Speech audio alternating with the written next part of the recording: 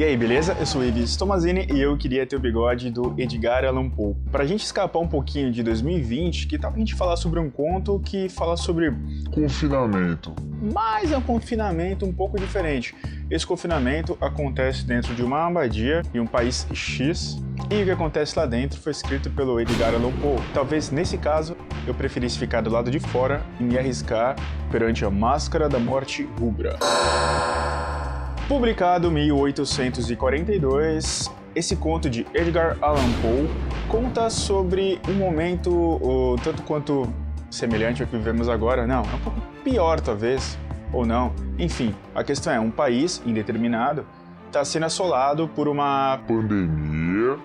E essa doença eles chamam de morte vermelha, morte escarlate, morte rubra, porque sai sangue do poro das pessoas e é terrível. E a questão é que a pessoa morre em até 30 minutos. Do ponto de vista de transmissibilidade, 30 minutos é um tempo muito rápido para matar a pessoa e isso acabaria atrapalhando, na verdade, a disseminação da doença, né? Mas Edgar Allan Poe não viveu em 2020 e não tinha esse tipo de detalhe em cada notícia que ele encontrava pela frente. Indo bem direto ao assunto, nesse país X, um príncipe chamado Próspero, com medo da doença, separa 1000 pessoas, 1000 amiguinhos, jovens, saudáveis, bonitos, pessoas do tipo que ele poderia conviver, não porque ele quisesse salvar, mas porque seriam ótimas companhias para entretê-lo durante esse momento. Então, essas 1000 pessoas e mais o príncipe Próspero se trancam dentro de uma abadia. Eles chegam a lacrar os portões para que ninguém entrasse, para que ninguém saísse. Quem estivesse de fora, que se virasse. Enquanto isso, lá fora, a morte vermelha, a morte rubra, a morte escarlate, saciando sua vontade de matar. Vou dar aqui o comecinho para vocês, só para vocês pegarem o espírito da coisa. Durante muito tempo, a peste devastara aquele país. O sangue era sua terrível marca, dores agudas, vertigens, hemorragia pelos poros, manchas vermelhas pelo corpo, a morte, a decomposição. E todo o processo não durava mais que meia hora. No entanto, o príncipe Próspero era feliz. Jovem, inteligente e corajoso, propôs a si mesmo vencer a morte rubra. Quando viu seus domínios despovoados da metade de seus habitantes, resolveu pôr em prática um plano que venceria a destruição. Reuniu seus amigos sadios e jovens, damas e cavalheiros, 1000 pessoas ao todo. Retirou-se com eles para uma de suas abadias fortificadas. Edifício imenso, magnífico, bem ao gosto excêntrico do príncipe, cercado de alta muralha reforçada, fechado com portões de ferro. Para evitar a entrada ou saída dos súditos, mandou rebitar os ferrolhos. Assim, protegidos, seria impossível o contágio. O mundo exterior que se arranjasse. Lá dentro, o príncipe previu tudo. Nada faltava. Até diversões, música, bailarinos, vinho. Lá dentro, tudo isso e mais a segurança. Lá fora, o desespero e a morte rubra. Só que a gente não pode esquecer que, por mais que eles estivessem presos lá dentro com a intenção de se proteger, o ambiente é descrito por Edgar Allan Poe. Trancados lá dentro, alguns meses depois, esse príncipe maroto resolve dar uma festa, um baile de máscaras. E essas máscaras misturavam tanto sonhos quanto pesadelos, e por mais que eles fizessem de tudo para esquecer o que acontecia lá fora, a gente tem que lembrar que eles estão confinados em um ambiente descrito por Edgar Allan Poe.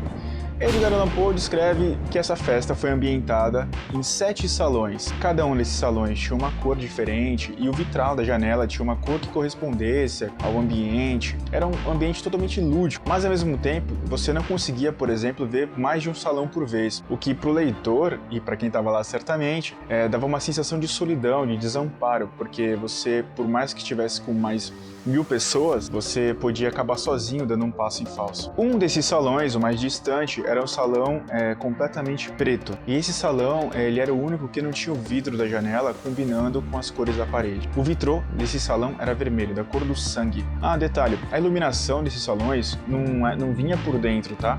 Elas vinham por fora, porque o príncipe era dodói da cabeça e mandou colocar um braseiro do lado de fora de cada vitral, para que assim a luz entrasse, colorindo os ambientes. Imagina aquela mistura no corredor que interligava tudo. E imagina que beleza, o 7º salão negro com luzes vermelhas. E era neste salão que havia um relógio. Ele descreve como um relógio de ébano. Esse relógio, daquele tipo grande, tal qual um caixão, badalava a cada hora que passava, fazendo todo mundo lembrar que o tempo estava passando.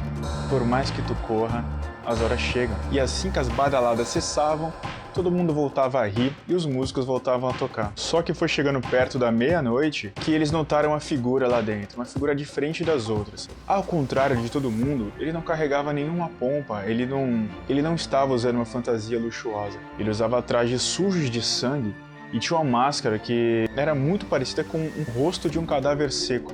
O príncipe Próspero Dodói da Cabeça ficou pistola e mandou a galera segurar o tal visitante inesperado. Só que adivinha, ninguém fez nada, ninguém queria tocar aquilo sujo de sangue com cara de morto. E como essa figura não parava de avançar na direção do príncipe Dodói, ele começou a correr pelos salões tal qual no desenho do Scooby-Doo, sabe?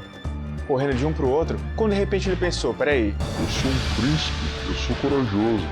e foi atrás da figura. Indo atrás da figura, ele a encurralou dentro do 7º salão, o salão escuro, com relógio e a janela vermelha. A figura então para nesse último salão, fica de costas para uma das paredes e se volta ao príncipe Dodói. Essa imagem parece vinda de um pesadelo, com certeza, pelo menos de um dos meus. E lá, dos outros salões repletos de gente, eles apenas escutam o punhal do príncipe cair e um grito. O príncipe tinha morrido. Munidos da coragem que só o cagaço pode dar, então a multidão finalmente toma coragem para segurar essa figura, esse vulto. Ao tentar desmascarar aquela coisa, eles veem que não tinha nada lá por baixo. Aquilo era a morte rubra, em pessoa. Nos salões da orgia, orvalhados de sangue, foram tombados um a um, os sadios, os jovens e bem guardados amigos do príncipe Dodói, príncipe Próspero. E a vida do relógio de ébano se extinguiu com a do último folião, e as chamas dos tripés se apagaram. E o ilimitado poder da morte rubra dominou tudo. Reinou então a treva e a ruína. Seria chover no molhado, falar da óbvia metáfora, não é? Não tem como fugir. Não tem como fugir. E é isso aí, se você gosta de livros, nerdices, curiosidades e afins, considere se inscrever no canal e indicar para alguém que gosta também. Se você for convidado para alguma aglomeração promovida por algum príncipe Dodói da Cabeça, fala que vai e desmarca de última hora, pega nada. E no caso de dúvidas, sempre aventura.